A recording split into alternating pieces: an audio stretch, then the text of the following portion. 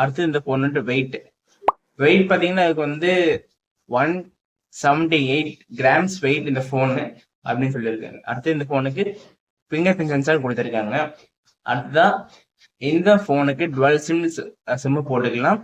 அது இல்லாம இப்ப வர போன்ல பாத்தீங்கன்னா வந்து 3.5mm ஜாக் கொடுக்கறது இல்ல. இந்த போன்ல அது வழங்கியிருக்காங்க. இப்ப வர ரீசெண்டா வர போன்ல இந்த கம்மி பண்ணிட்டாங்க, இந்த போன்ல கொடுத்துருக்காங்க. அடுத்தது இந்த போனுக்கான ரெஃப்ரெஷ் ரேட் பாத்தீங்கன்னா அதுக்கு வந்து 128 Hz ரெஃப்ரெஷ் கொடுத்துருக்காங்க. அடுத்தது இதோட டைமென்சிட்டி பாத்தீங்கன்னா வந்து 1200ல இருந்து 1600 டைமென்சிட்டி கொடுத்துருக்காங்க.